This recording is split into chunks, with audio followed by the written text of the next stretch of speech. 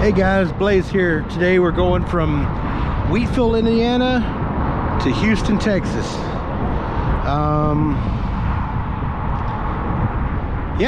I ended up getting a weekend at home, which is pretty cool. Got to ride motorcycle and went to an impromptu rap concert with Tech 9. So yes, stick around. All right, so I'm in Wheatville, Indiana. Is this where I need to go? No, that's Gypsum. Wheatville, Indiana, picking up at an energy company. Unfortunately, this thing says it needs tarps. Load must be tarp, but I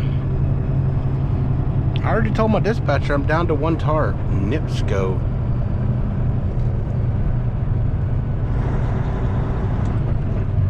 This road, my GPS says it keeps going further. Well, I cut off quick because the GPS shows that this road goes a lot further, but obviously it doesn't. I talked to this guy here and he said he's not, this is where I need to be, but he's not sure exactly where I need to be here. But I'm here and I think he wants me to go here. He said, I don't know, I'll find out. He asked me if I had a contact number I can call and maybe get instructions, but I don't.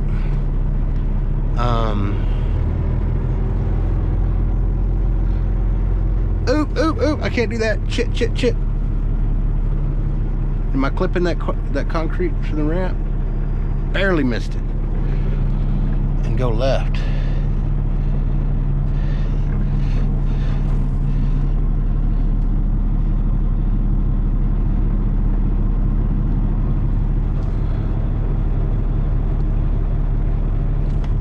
So yeah, this load, from what it looks like, I gotta make this corner sharper. It delivers in Houston, Texas on Monday, and it's Thursday at noon right now. So I may very well be able to do another 34. That's a premature 34 at home again. So we'll see. Let me figure out where the hell I'm going and I'll get back with you. It's going the right way, but they didn't know that yet. I got these guys that I'm following and I had to get this temporary pass to get past that gate that I was at earlier. But I've been talking back and forth with the broker and I think they got the right people to, I don't know, I'm just gonna follow this guy and see where it takes me. No. This place is massive.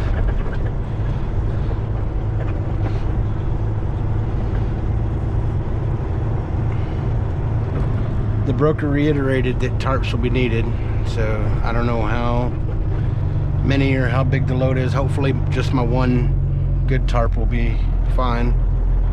If not, then I guess, like I did before, just throw some straps over the areas that have no D-rings. Oh well, it is what it is. Well, it looks like we're coming up to where I'm supposed to be, so I'm gonna get back with you later. Not again. I just rescued this tarp.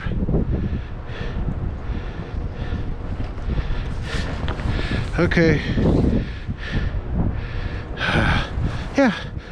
Worst thing in the world, tarping in the freaking wind. Like, the wind has died down. It ain't much right now. Oh, there it goes.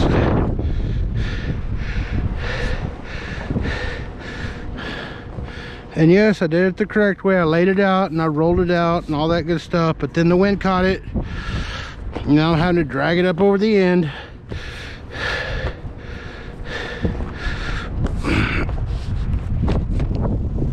I hope these will support me and my fat ass. Oh!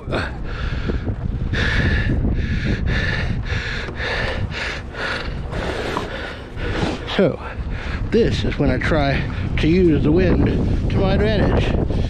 Gas! Oh shit! Oh fuck!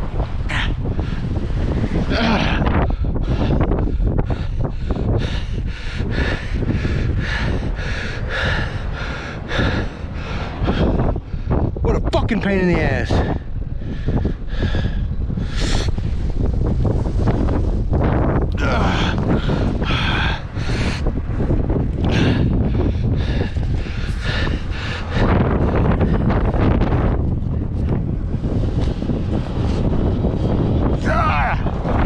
Guys, help me come catch this.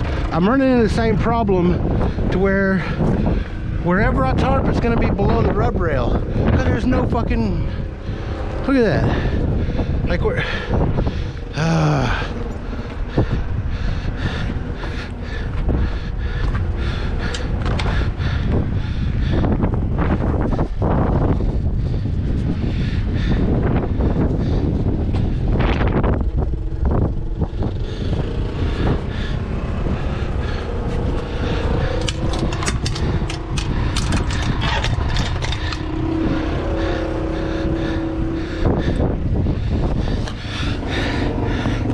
this is still too long. I need short bungees for this shit.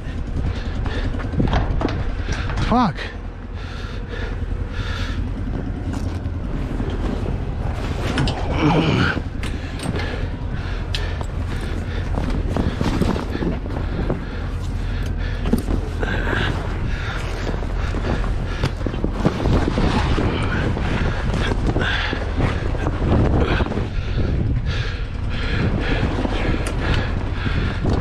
Alright, I'm gonna try to do what I can to save this. Just about got this buttoned up. I gotta tighten all my straps. Luckily the seam bust from earlier is inside there, and now the rain and the sleet is coming. See, this is what I hate about the tarp. Look, the top row of D-rings is right there on this side, okay? Then you got over here, like, how do I, the top row is down here. Like, how am I supposed to bungee that?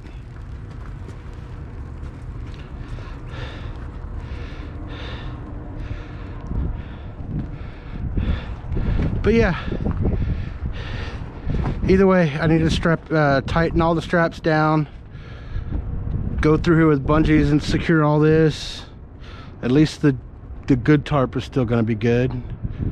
I did see a problem earlier where a seam is busting, and that seam happens to be right on top in the middle. If I remember, I forgot last video, but if I remember, I'll put some pictures up.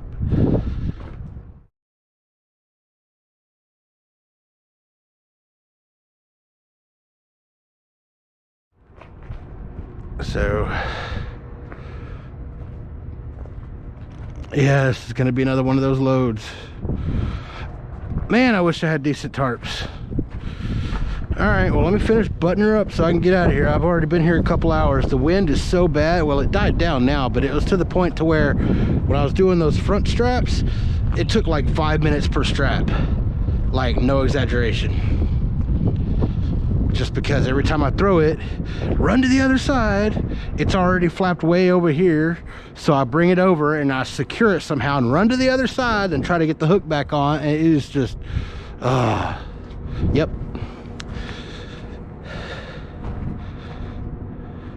But now the wind's died down. If I would have just sat around for an hour or two, I would have been able to do it like this with no wind. All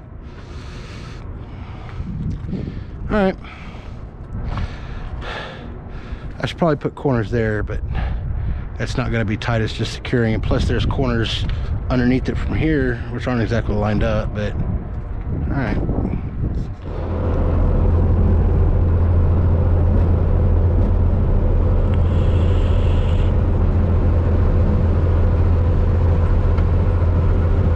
Miles Memphis. So I'm on 55 going south towards Memphis area, where I will jump on 40 and start going west through Little Rock, then on to 30 to the house, well, to the yard.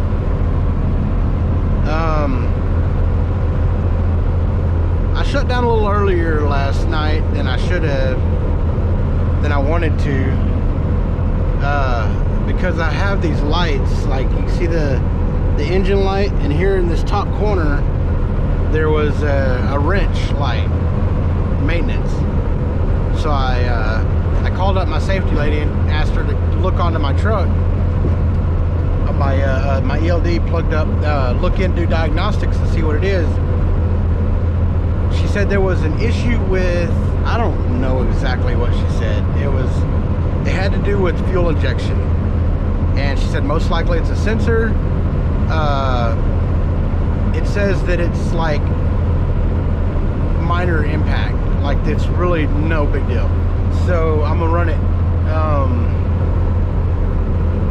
and I'm still waiting to hear from her to find out if she wants me, what kind of action she wants me to take on it.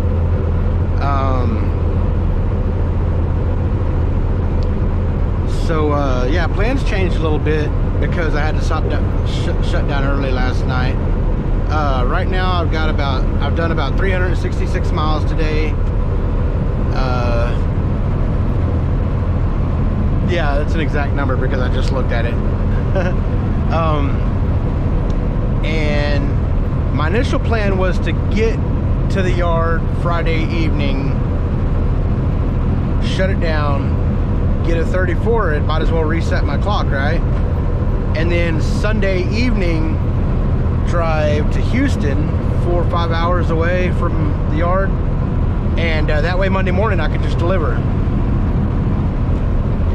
But now the way it sets is I can't get there today, Friday.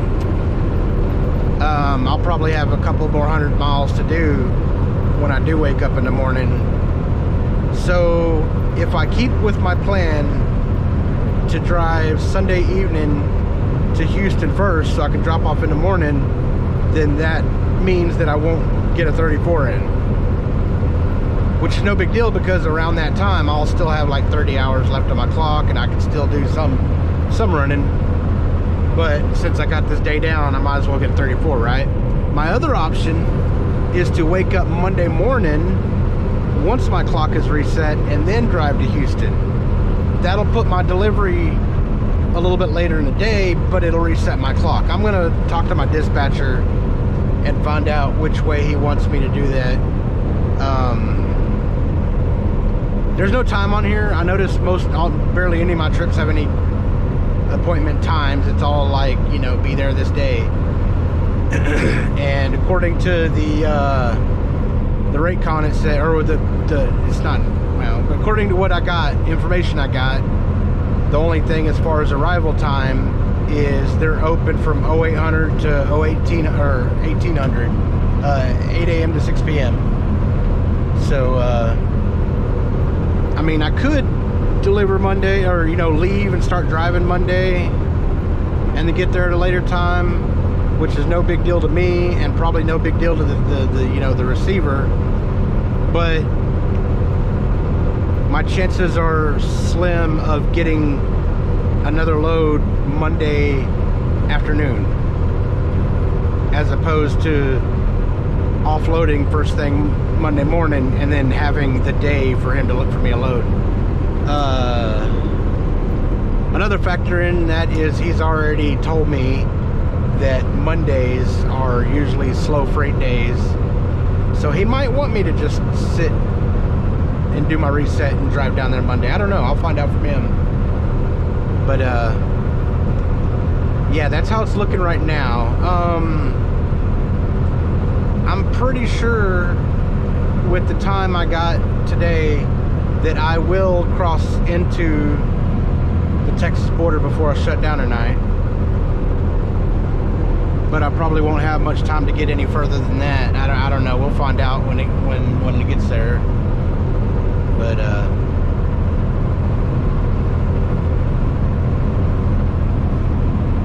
yep, there's my update.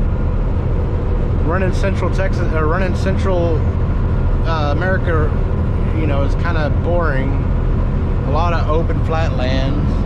I want to be in the West again, near the mountains and like all the Utah and the Oregon and the, you know, the Arizona, New Mexico, Denver, or Chicago, or Colorado area. You know, it's all the stuff, scenery to look at while I'm driving. But from my understanding, my dispatcher says that freight's not that good west right now. So the weather looks good right now. I mean, my dash does say 48, but the skies are clear. Not clear, but the skies are, you know, not dark like it was earlier. First couple hours of the day I was running through on and off sleet. So that's when I was going through southern Illinois before hitting that little piece of panhandle of Missouri.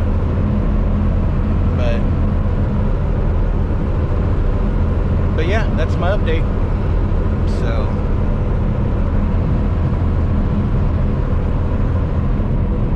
you want over? Come on over, buddy. Your lights are flickering.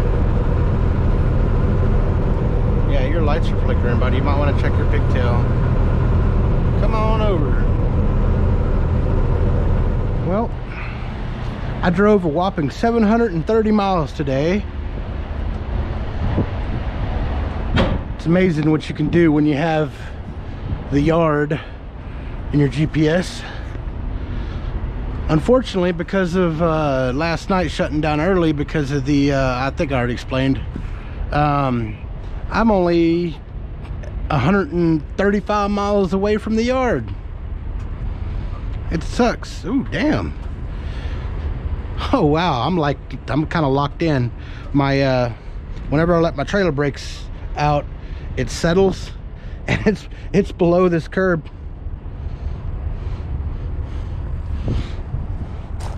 I mean, I'm not locked in, but you know what I mean. Yeah.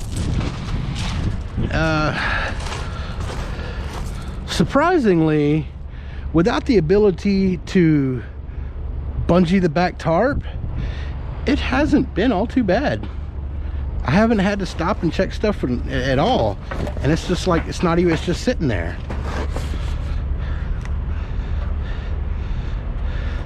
But it has a lot to do with the fact that the front tarp is done real good.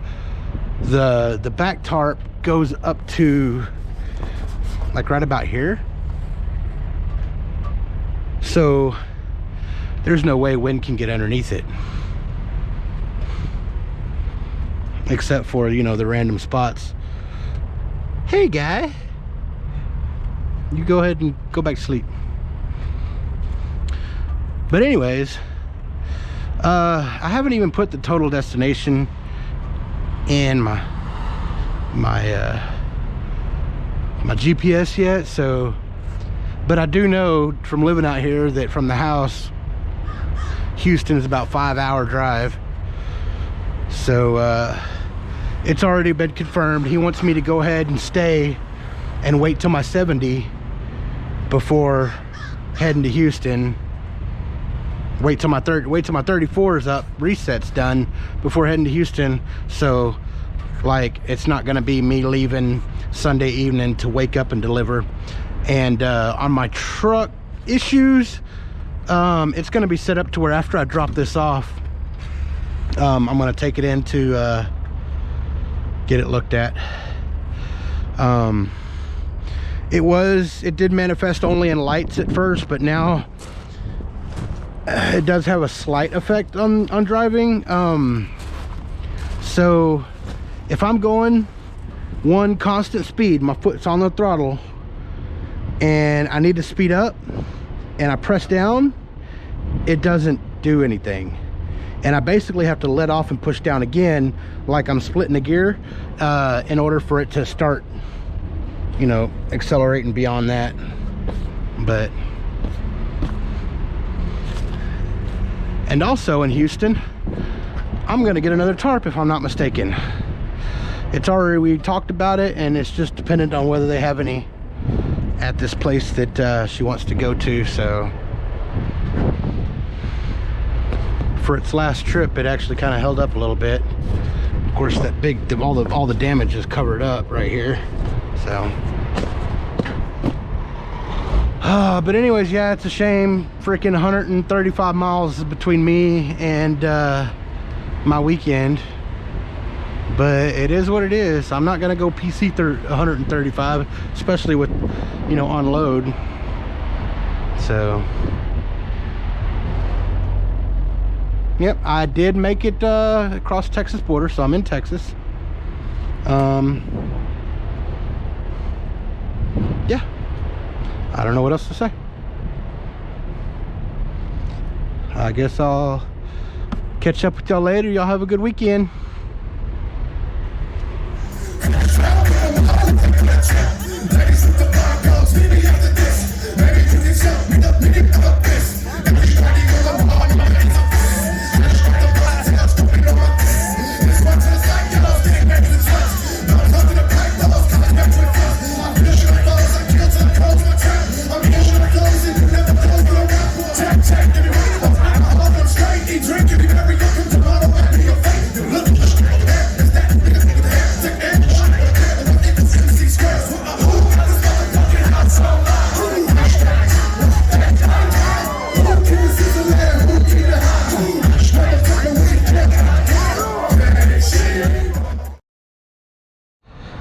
Well, it's Monday morning, well, or afternoon actually, well, right at noon.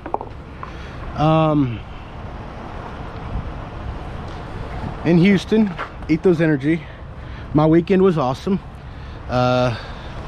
Went to an impromptu concert, my first ever rep concert. Went to go see Tech 9.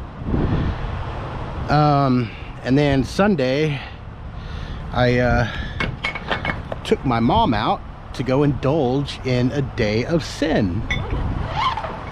Took her up to Durant, Oklahoma to go do some gambling. It was pretty good. We had a blast. I ended up fronting her some money to go play, which was the plan anyways. I didn't want them to be invested in it. She ended up, at the end of the day, paying me back what I gave her and making like 40 something bucks, 48 bucks or whatever. Me, I ended up with over 400 extra bucks. So they don't always happen that way, but when it does, it's fun. Didn't bring my pole with me. That's not good. So they got me here in this parking lot. They're not sure. They want to find out there's weights written on these boxes. They want to make sure I'm heavy enough. They got a lift that can lift 10K, but they don't want to stress it or whatever. So they never lift like over 7 or 8K pounds, 7 or 8,000 pounds. Like I said, the weights are printed on the boxes, so I'm gonna go ahead and offload, or I'll go ahead and do my straps and tarps. And I think the heaviest one, I think 5,500 I saw, but I wasn't really paying attention at the time because my focus is, you know, getting the load done. So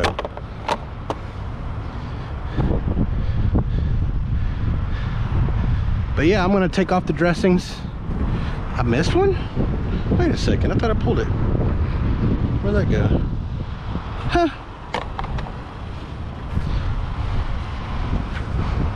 I'm gonna take this off and figure out where I'm gonna go. If it's over a certain weight, then they're gonna have me pull like inside the building to use the crane. If not, they're just gonna have me pull back into those fences, that fenced in area at the end, to offload me. So man, this tarp is toast. Yeah, actually the tarp did pretty good, lasted, even though I don't have any bungees there because, you know, the top row of D-rings, like I talked about before. I was supposed to meet up with, after dropping this off, meet up with my security lady and get my my truck looked at and get another tarp, but I haven't heard from her yet today. So as soon as I'm getting done, I'm going to get on that.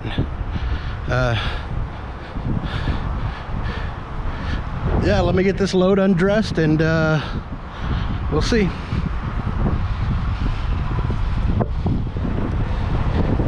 Well, got that one done.